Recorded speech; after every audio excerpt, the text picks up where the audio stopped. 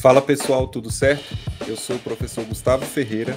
E eu sou o professor Gustavo Batista. E esse é o fascinante mundo do sensoriamento remoto. O maior podcast em língua portuguesa de geotecnologias e sensoriamento remoto do mundo.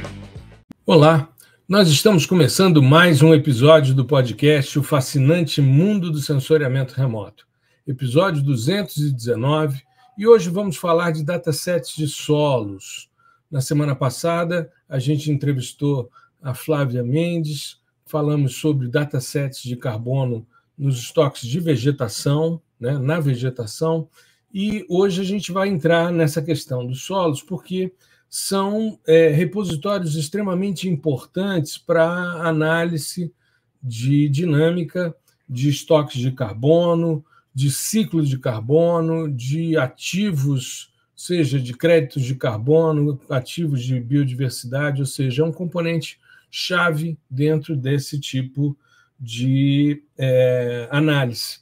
E dentro dessa perspectiva, existem alguns datasets globais e existe um grande dataset nacional que a gente tem que sempre reverenciar, que é o MapBiomas, né? Então, a gente vai hoje fazer um apanhado, vamos falar um pouquinho, são 4 datasets que a gente quer trazer aqui, mas antes disso eu queria dar o meu abraço, aliás, parabenizar o professor Gustavo Ferreira, que teve a coragem de mudar o curso de doutorado dele, foi aprovado agora no curso de Desenvolvimento Sustentável, no Centro de Desenvolvimento Sustentável da Universidade de Brasília, que é nota 7 na CAPES, é um dos 3 grandes programas de desenvolvimento sustentável, de sustentabilidade que temos no país, dentro da área de ciências ambientais, e vai ser, com muita honra para mim, meu orientando.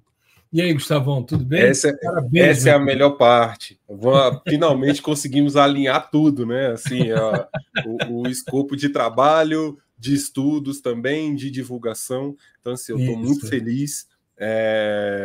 Realmente é um programa de excelência, vide a própria seleção, né? Foi uma seleção ali com com vários critérios, né? Bem rígida. Então, inclusive, levou um certo tempo, assim, e eu ficava sempre meio apreensivo, né? Tipo, pô, será que eu vou passar nessa e tal?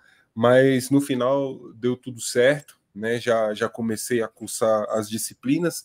Na verdade, eu vou acabar aproveitando um monte, né? Porque eu estava fazendo doutorado na geografia, inclusive já tinha até feito algumas matérias no Centro de Desenvolvimento Sustentável, e aí o que eu puder aproveitar, eu vou aproveitar, né, para não perder esse tempo, mas eu estou muito, assim, estou com a expectativa muito alta, né, foi uma mudança, ainda que não foi uns 180 graus, mas foi uns 30 e 40, né, eu saí de uma perspectiva mais técnica, né, 100% técnica, para ir ali para um meio a meio, né, de técnica e aplicação e sociedade e até mesmo política pública, né? Então envolver tudo isso e conseguir contribuir ainda mais, né, para o desenvolvimento de fato da sociedade, dessas ações que são baseadas em dados geoespaciais para o desenvolvimento da sociedade. Isso, para mim, é muito importante, né? E, é claro, a cereja do bolo está sendo orientado por você, que para mim... Eu já estava sendo, né? Então, isso aí a gente só formalizou. Então, eu realmente estou muito feliz e tenho certeza que será um período de muito, muito aprendizado.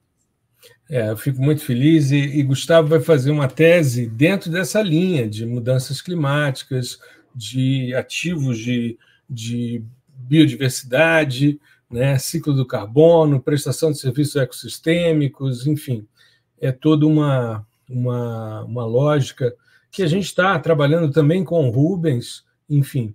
Então, vai ser um desafio muito gostoso aí de ser desenvolvido, né? Eu fico muito, muito honrado de ter o Gustavão como me orientando. Era uma vontade antiga, né? Eu pensei, bom, ele vai terminar o doutorado dele e aí depois eu faço a supervisão do pós-doc dele. Mas aí ele resolveu, né, dar essa guinada aí dos 30, 40 graus, como ele falou. Sim, e estamos juntos nessa. E uma coisa a ideia é agregar tecnologia também nisso tudo, né? Toda essa questão de inteligência artificial que está aí em voga hoje em dia, e vai ser bem interessante. Eu vejo assim, a gente resgatar o nosso lado geógrafo. Exatamente. Eu pela primeira vez, eu estou retomando, depois de muitos anos, uma perspectiva de orientação que tem um caráter mais humanístico envolvido. Eu gosto muito dessa linha. Eu estava, desde que eu saí da Universidade Católica, ou seja, há 14 anos, 15 anos atrás, quando eu saí da Universidade Católica, eu trabalhei basicamente com orientações de aplicações e uma ciência mais hard no sensoriamento remoto. Agora é trazer essa inteligência territorial para uma discussão mais interessante. Eu sempre tive, e isso é uma característica que eu acho que permeia todo mundo que é da área de ciências humanas e exatas, como é o caso da geografia, que passeia pelas duas com muita facilidade, é a gente olhar, por exemplo, para uma imagem de satélite e querer saber quem é que está dentro daquele pixel, como é que ele consome aquele espaço, como é que ele se relaciona com os demais, enfim, é dar um caráter mais humanístico ao estudo mais hard do sensoriamento remoto, né? Exatamente. Maravilha. Bom, e dentro dessa perspectiva, eu tenho percebido, isso já verifiquei algumas vezes. Não adianta, por exemplo, na área de desenvolvimento sustentável, eu abrir uma disciplina de modelagem espectral, alguma coisa, como eu fazia nas geociências, né? Eu não estou mais vinculado ao programa nas geociências aplicado, mas eu agora estou basicamente no desenvolvimento sustentável. E eu tenho visto nos últimos semestres, quando eu ofereço disciplinas que trabalham essa inteligência territorial, essa inteligência geográfica, e que se baseia em datasets e dashboards para melhorar a compreensão, isso dá um retorno muito grande. Me lembro já por algumas vezes oferecendo uma disciplina de Fundamentos de Desenvolvimento Sustentável com outros 2 colegas. Toda vez que eu entro para falar sobre os dashboards, como Map Biomas, como PRODES, DETER, Amazon e tantos outros, eles se apropriam disso e fazem uma discussão muito mais consistente a partir dos dados, da análise temporal, dos impactos, do monitoramento que esse tipo de dado nos traz. E a questão dos solos, essa questão é extremamente importante, não só nessa dinâmica do carbono, e aí retomando uma coisa que a gente conversou com a Flávia na semana passada, quando a gente pensa em serviços ecossistêmicos de suporte, carbono é proxy para tudo. E quando a gente pensa no carbono orgânico de solo, a gente está falando aí, né, da possibilidade de infiltração, da possibilidade de formação de solos, de auxiliar no ciclo de nutrientes, ou seja, está inserido nesse contexto. E se a gente fizer uma análise somente pela parte aérea, somente pelos datasets de vegetação, a gente empobrece muito a nossa reflexão. Falo disso porque, se a gente pensar em grandes sumidouros de carbono, nós vamos encontrar, por exemplo, os manguezais, né, as áreas úmidas, as turfeiras, enfim, as veredas, todos esses locais em que você tem deposição de matéria orgânica, serrapilheira, por exemplo, né, folhelho, galhos, frutos, troncos, tudo isso que cai e que não é rapidamente decomposto, mas esse material fica ali num processo, né, de armazenamento, são grandes estoques. Saiu recentemente, esse ano, saiu um artigo publicado na Nature por um grupo de pesquisadores encabeçados por brasileiros, mostrando a potencialidade dos lagos amazônicos como grandes sumidores de carbono. Então, é fundamental que tenhamos esse tipo de olhar para esse estoque. O componente solo é fundamental nessa análise dos estoques. E eu queria começar falando um pouquinho sobre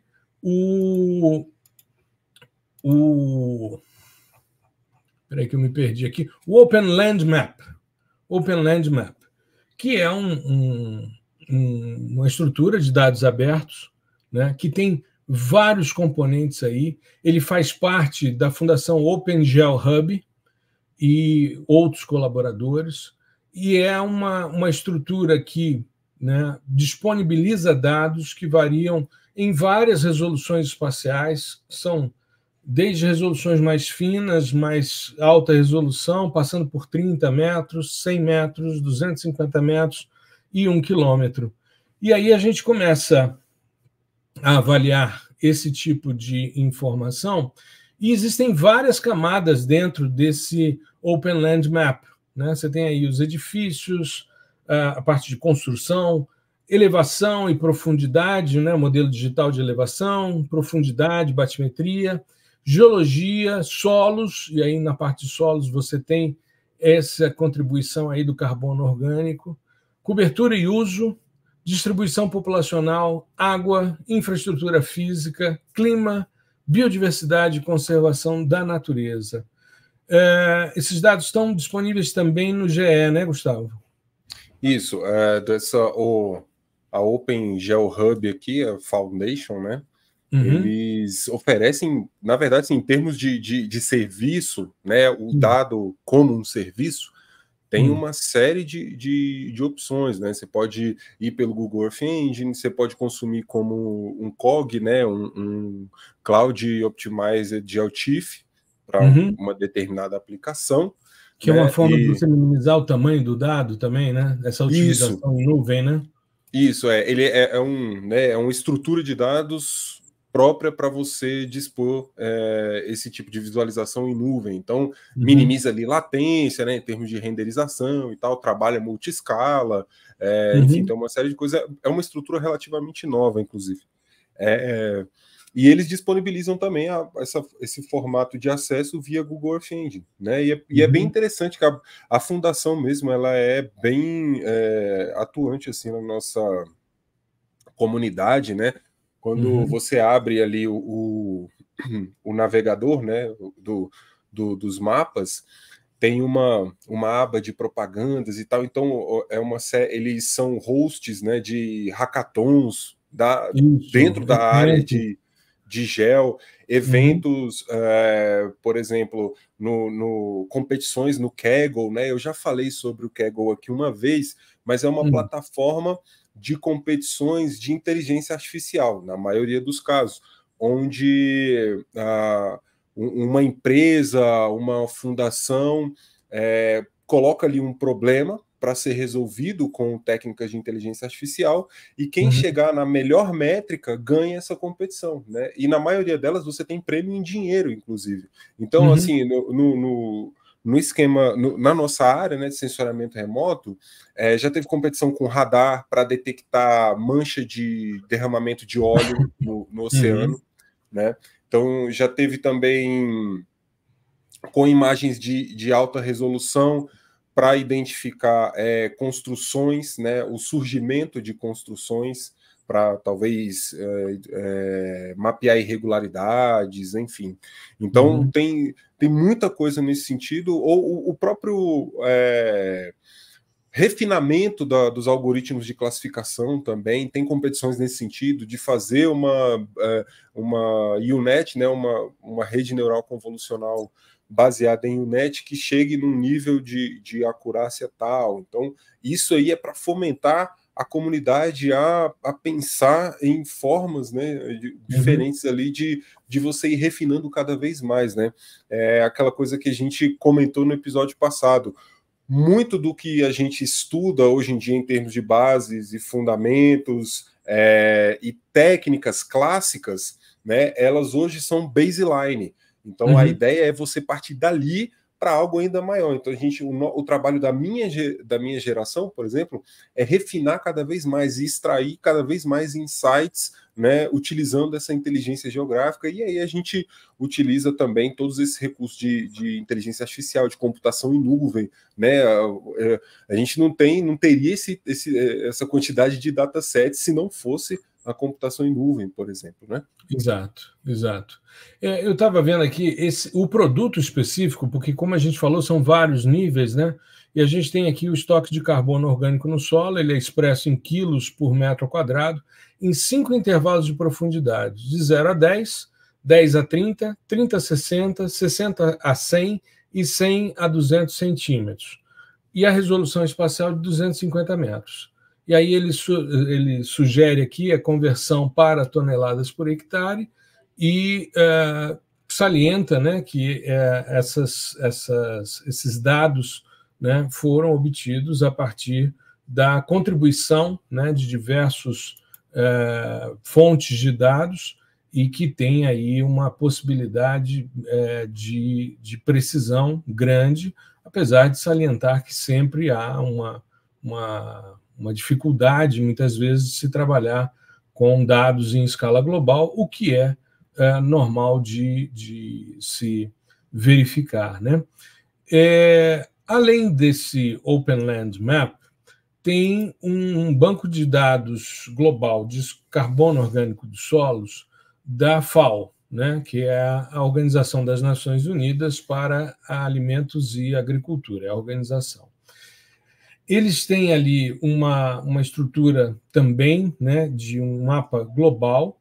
Ele foi publicado em 2017, né, e ele tem uma escala global, utiliza o Soil Taxonomy, né, da estrutura de divisão de solos americano, né, que influenciou em muito, né, essa questão de taxonomia, o sistema brasileiro de classificação de solos. Eu falo disso com muita tranquilidade porque eu fiz mestrado em solos, né, em recursos hídricos, mas sempre trabalhando com solos. Eu trabalhei com modelagem matemática de erosão.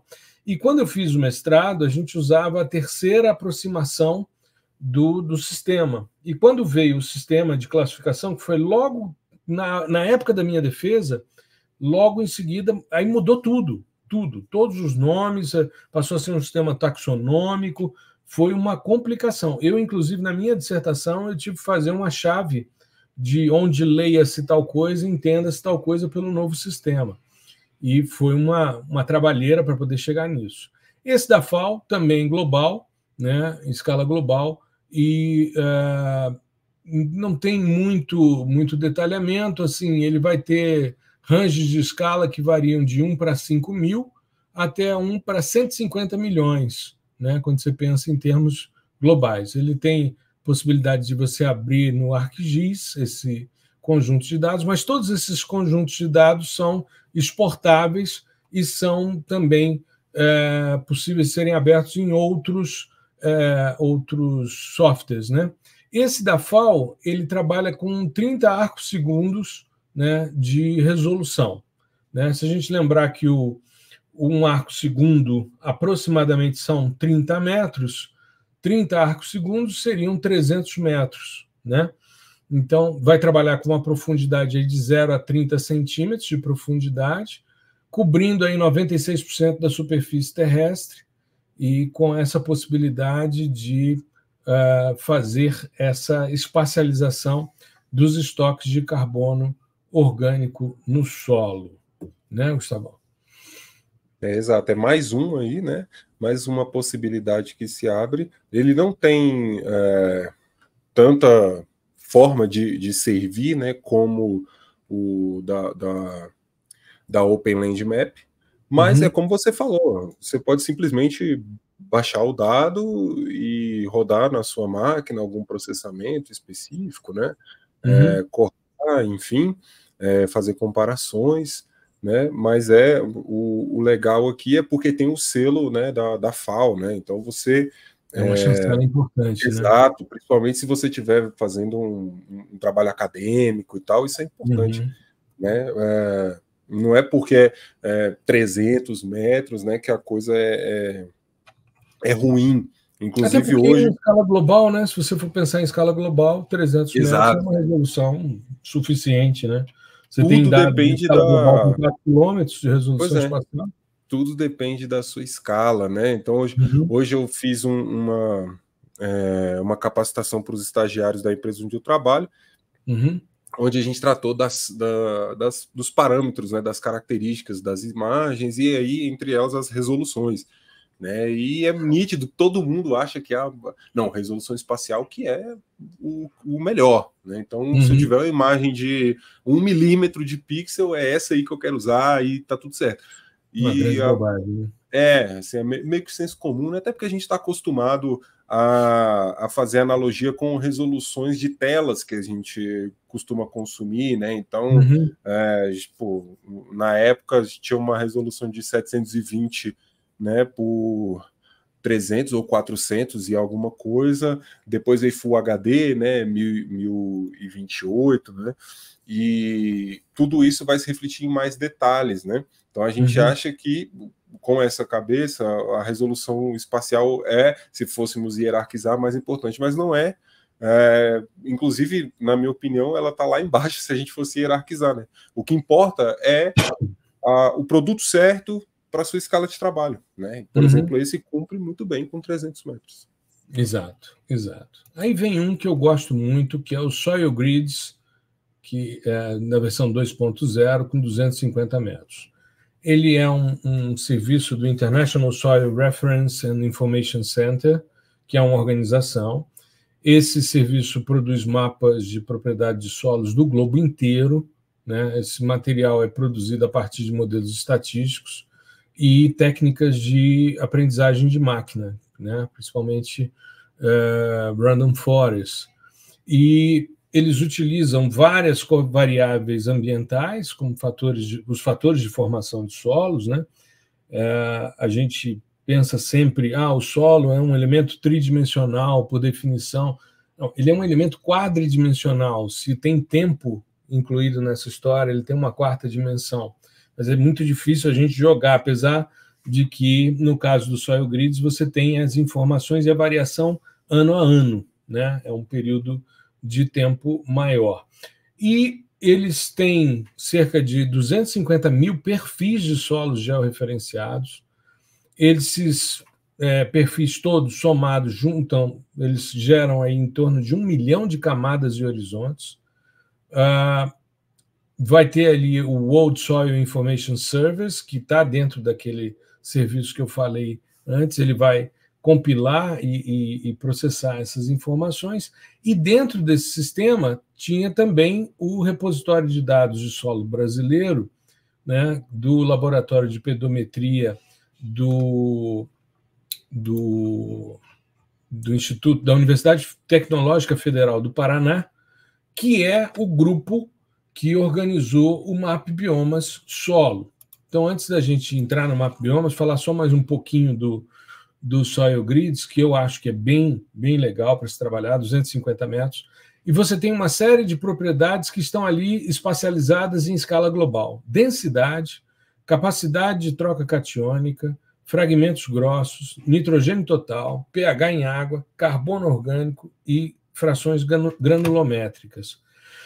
Então, você tem isso, pode fazer o download desses dados, né, e trabalhar. Eles têm a informação, a legenda variando, e ainda tem um layer de incertezas, o que é bastante interessante para a gente trabalhar, né? Eu ia falar exatamente desse, do que ele usa um modelo preditivo de árvore de regressão, né? Enfim, e é um algoritmo bastante interessante em termos de análise, e trabalha também em várias profundidades, 0 a 5, 5 a 15, 15 a 30, 30 a 60, 60 a 100 e 100 a 200 centímetros, com 250 metros. Então, é bastante interessante esse tipo de perfil. Eu, particularmente, já andei observando as áreas que a gente trabalhou na Amazônia. Eles têm uma tendência, mas eles subestimam em relação ao MAP Biomas. Que aí, antes de eu passar para o MAP Biomas, eu queria lhe ouvir com relação ao Soil Grids para a gente fazer essa última consideração sobre o produto brasileiro, que eu acho o melhor deles. O Soil Grid é bem legal, principalmente esse lance da incerteza, né? Porque às vezes a gente bate o olho ali, por exemplo, eu fui lá na área da minha dissertação, né? Lá nas Campinaranas. E, bom, uma área alagável e tal, né, que entra naquele contexto que você tinha comentado de sumidouro de carbono, talvez, né? E com certeza, com certeza. E aí tinha ali uma gradação de médio para alto no soil grid, só que quando você abre o layer de incerteza, a maior incerteza é nessas áreas alagáveis, né? Então, isso é importante, principalmente se você trabalha no escopo de ciência de dados e tal, de modelagem, é entender o impacto que essa incerteza vai ter no seu resultado final, né? Então, às vezes, você está pegando uma informação ali de bate-pronto e ela tem um nível de incerteza que não condiz com o resultado que você quer chegar. E aí tem que retrabalhar isso, talvez tentar refinar, pegar outras bases, né, para integrar os dados, mas é muito importante essa questão deles disponibilizarem para a gente também essa camada de incerteza, assim como alguns datasets de biomassa viva acima do solo que a gente comentou também disponibilizam. Exato, exato. E aí a gente entra no Map Biomas. Aí o negócio muda de escala. Outro patamar. É outro patamar. A gente vai trabalhar com carbono total, né? Carbono orgânico no solo, com 30 metros de resolução espacial, com uma densidade de perfis imensa, né? Tem hoje uma estrutura que é o antigo repositório de dados de solos brasileiros, que hoje se chama Repositório Soil Data, né? Ele está disponível. Se você entrar no Map Biomas, você consegue, analisando o método do Map Biomas Solos, logo na apresentação tem o link para essa disponibilidade. Então, eles fizeram... eles estão ainda na coleção beta, tá? Estão na coleção beta, mas tem a descrição aí do documento de base da teoria do algoritmo, né? Eles utilizam esse repositório, Soil Data, que tem uma quantidade imensa de informações. Eles trabalham a resolução espacial de 30 metros e a uma profundidade de até 30 centímetros. Eu tive no lançamento da coleção 8 do Map Biomas e vários grupos fizeram lá pitches de 1 minuto falando das perspectivas futuras, e quando o pessoal do Map Biomas foi falar dos solos, né, eles disseram que a expectativa é ampliar isso para 1 metro de profundidade, né, ter esse estoque de carbono até 1 metro.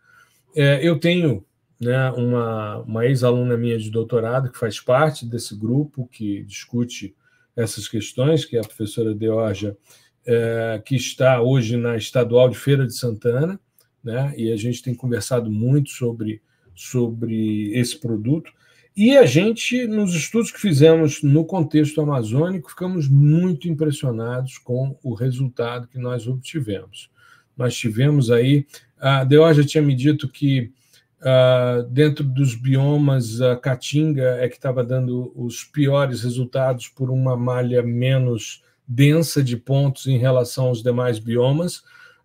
Porém, eu falei com ela, olha, o que a gente testou na Amazônia deu super certo. A gente encontrou dentro do range que o Map Biomas definia a amostragem e o trabalho de laboratório feito nos moldes tradicionais de análise de solos, mostrou que está dentro e funciona super bem.